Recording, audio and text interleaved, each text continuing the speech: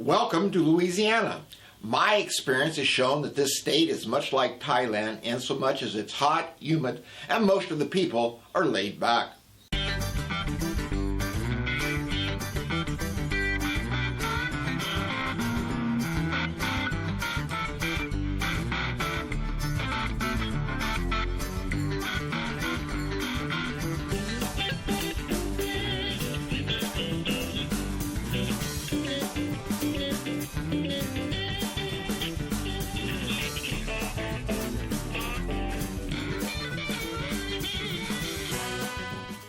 The state has enormous deltas and vast areas of coastal marsh and swamp, which has led to a landscape where a lot of wildlife call home.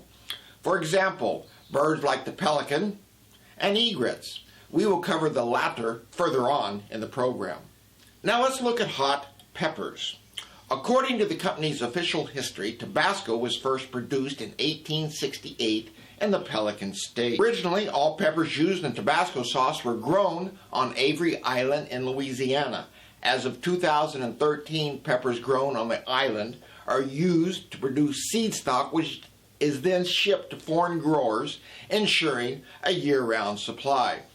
Following company tradition, peppers are picked by hand. When Uncle Sam took me on a tour of the Arabian desert, I soon noticed that miniature bottles of Tabasco sauce were in many of the MREs. This acronym stands for Meals Ready to Eat, but the paratroopers had some other nicknames. One was Mills, rejected by Ethiopia, and my other favorite was Mills refusing to exit.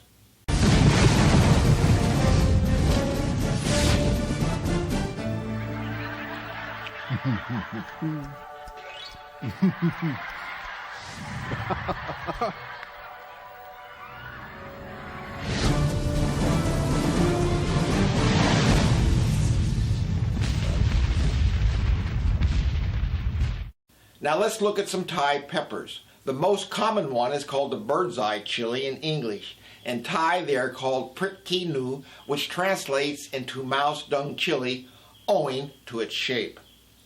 Please keep in mind that with my Thai skills I could have said snake poop chili, which makes no sense. Regardless, almost everyone in the village seems to have a few growing around their house.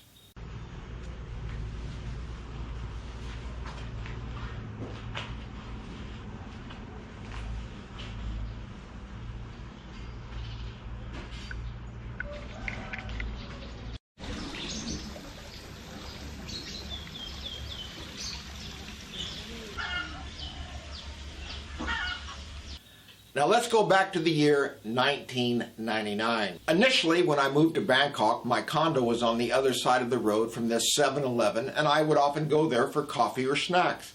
Outside on the sidewalk would be Thai vendors peddling their merchandise. One such lady was an older lady who sold small red peppers displayed on a bamboo tray. She would always be squatting by her peppers and looked at me and said, "Prick." The first time she said prick, I was shocked. Here I was a newbie in a foreign country, and I had already somehow pissed this lady off. I quickly walked away. Come to find out, the Thai word for pepper is prick. The human taste buds are sure funny. Dee thinks these jalapeno peppers are spicier than the Thai peppers. I'm just the opposite. And as a side note, before using the toilet facilities, wash your hands after handling these peppers. Don't ask me how I know. Moving on, since much of New Orleans sits below sea level, mausoleums are often used instead of traditional underground graves. Why? The locals don't particularly like it when coffins rise to the surface when the inevitable flooding occurs. Thailand has very few Western-style cemeteries, and the only ones that I've seen are mostly for the Chinese. Instead, the majority of Thais use cremation to dispose of the body. Here's one example of a famous monk from the local village. When this elderly monk died, his body was preserved and placed in a glass coffin at the temple for 1 year for villagers to pay their respect. As the cremation neared, an elaborate funeral pyre was built. The monks lit the fuse, and the burning of the body began.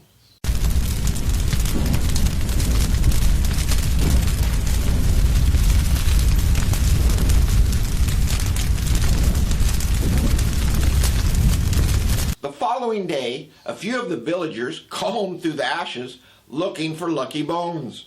Some Buddhist temples include areas where cremated remains are entombed within the memorials.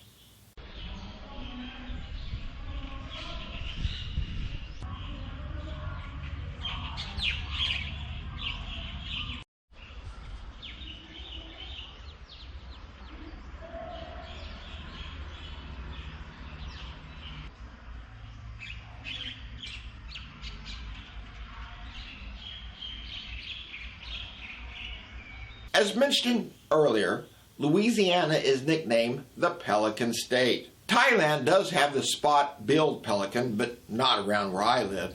Instead, we have egrets, lots of them. The farmers like having them around as they help to eliminate pests in the rice fields effectively.